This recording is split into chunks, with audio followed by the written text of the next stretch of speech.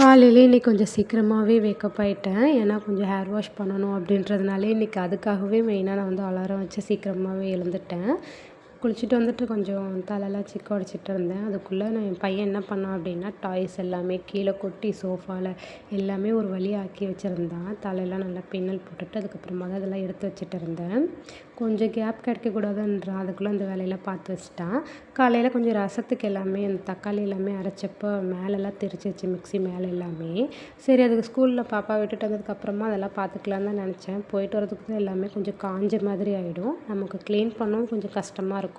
So கையோடயே அந்த வேலையை எல்லாமே முடிச்சிடலாமே அப்படின்ட்டு கொஞ்சம் எல்லாமே தொடச்சி வச்சுருந்தேன். எப்பயுமே எனக்கு வந்து கிச்சன் க்ளீனாக இருந்தால் மட்டும்தான் எனக்கு சமைக்கணும்னு தோணும். அப்படி இல்லை அப்படின்னா எனக்கு ஒரு மாதிரி டபுள் மைண்டாக இருக்கும். அதை க்ளீன் பண்ணிவிட்டு சமைக்கலாமா அப்படின்ற மாதிரி. கிச்சன் கவுண்டர் டாப்புமே சரி, கேஸ் கட்டுற மேலே எல்லாமே சரி, எப்பயுமே க்ளீனாக தான் வச்சுருப்பேன். கையோடய எல்லாமே க்ளீன் பண்ணியும் வச்சுருவேன்.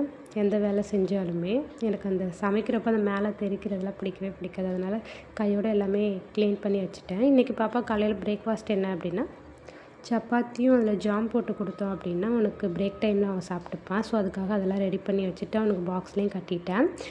இன்றைக்கி ஸ்கூல்லேயே கொண்டு போய் சீக்கிரமாகவே விட்டாச்சு. எப்போயுமே லேட் ஆகிடும். இன்னைக்கு கொஞ்சம் சீக்கிரமாகவே கூட்டிகிட்டு போய் விட்டுட்டேன். சமத்தா போயிட்டா. இது மாதிரி இன்னொரு வீடியோவில் பார்க்கலாம். அது வரைக்கும் tata bye bye. See the next video.